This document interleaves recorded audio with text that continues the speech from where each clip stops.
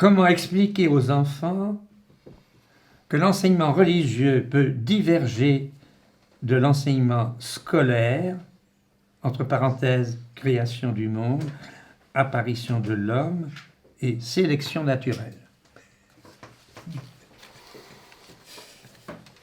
Qui a rédigé ces questions?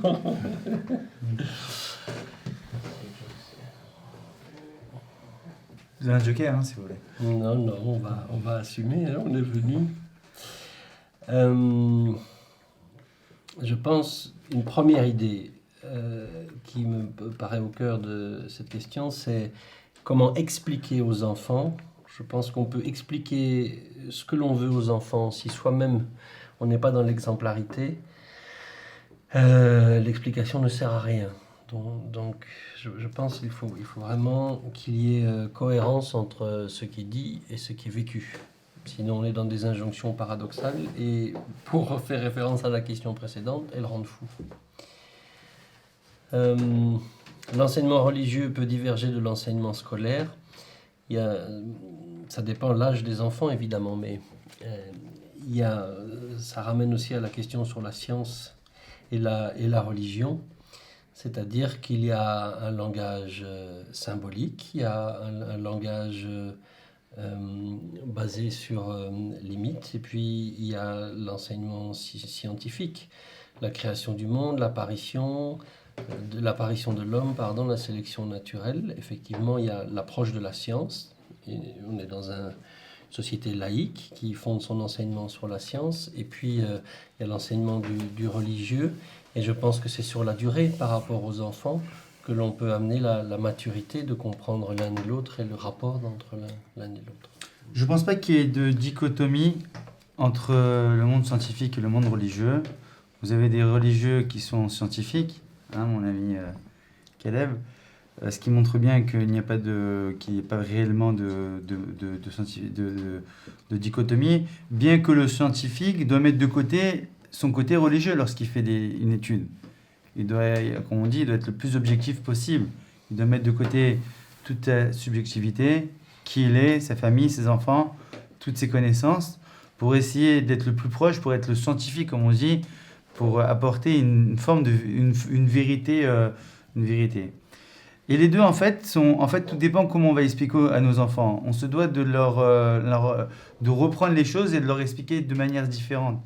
C'est la raison pour laquelle je pense qu'en France, ça se fait en Alsace-Lorraine, dans le monde concordataire, où là, c'est les religieux qui viennent dans les milieux. Alsace-Moselle, mais c'est pas... Oui, Alsace-Moselle. C'est les religieux qui viennent dans c'est les religieux qui viennent dans les écoles pour enseigner le religieux. Alors qu'en France, on va dire en France parce que c'est une autre partie de la France. En France, c'est pas du tout le cas. C'est-à-dire que jamais vous verrez un homme de foi qui irait dans une école laïque pour apporter pour expliquer sa religion. C'est donc d'autres personnes qui ne sont pas de la religion qui vont éclairer a priori sur ce fait religieux. Ce qui est une grande question. Et du coup, dans le monde scientifique et dans le monde religieux, on touche à deux points. Dans l'un, c'est le comment, et dans l'autre, c'est le pourquoi.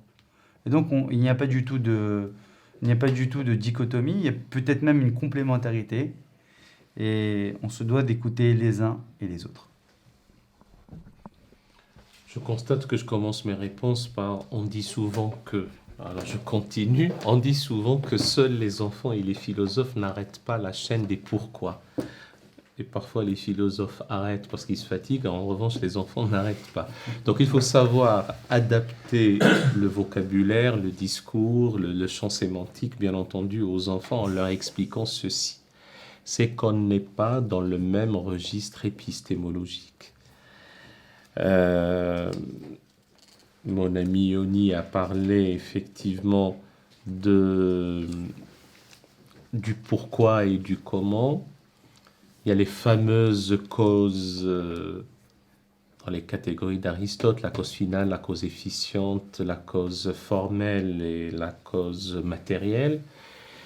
Quand on posait la question comment les oiseaux volaient, l'aéronautique n'a pas avancé. Et le jour où on a posé la question, mais pourquoi les oiseaux volaient, c'était pas dans quel but, c'est le pourquoi, ce sont les mécanismes de l'aéronautique qui ont été avancés. Donc, même les réponses aux questions du comment et du pourquoi sont encore à distinguer et dont il faut en faire le discernement. Pourquoi est-ce qu'on n'est pas dans le même registre épistémologique ? D'abord, le discours de type religieux est allégorique, métaphorique, symbolique, etc. Et en ce qui concerne la science est en perpétuelle mutation. Ce qui a été considéré comme une vérité irréfragable du temps de Ptolémée a été balayé par Copernic.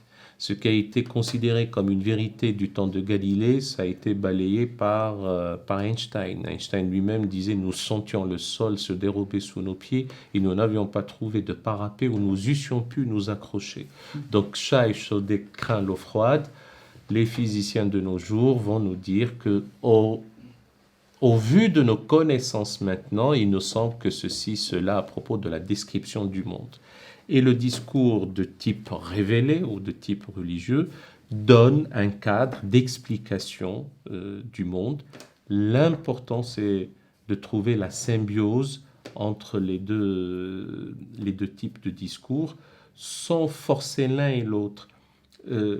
La révélation du temps de Jérôme Bosch lui a fait faire un triptyque qui est le paradis, l'enfer, le purgatoire, que si on devait maintenant l'exprimer, l'exécuter, ben ça aurait été autre chose que ce qu'a fait Jérôme Bosch. Le polyptyque de Roger van der Weyden, sur le jour du jugement dernier, ne serait pas du même ordre que ce qui aurait été fait maintenant, parce qu'il y a encore une psyché, il y a un environnement, il y a un conditionnement. Quand je dis que la révélation s'articule dans l'histoire et se transmet par des cultures, il y a aussi l'entendement humain qui doit être frappé, ou un impact qui le concerne. Dernier point, j'aime à rappeler que dans son discours décisif, Averroès disait bien que s'il devait y avoir une quelconque contradiction entre les données révélées et la démonstration philosophique, c'est à la révélation de céder le pas devant la philosophie, parce que la vérité ne contredit pas la vérité, mais l'accompagne et témoigne pour elle. Et que c'est simplement une catégorie de ce à qui est destiné le discours. Il y a ceux qui sont sensibles à la démonstration, il y a ceux qui sont sensibles à la dialectique, il y a ceux qui sont sensibles à l'exhortation. Ben, ceux qui sont sensibles à la démonstration sont les savants et les philosophes. Ceux qui sont sensibles à la dialectique sont les casuistes et les théologiens. Et ceux qui sont sensibles à l'exhortation, ben, c'est le reste du peuple.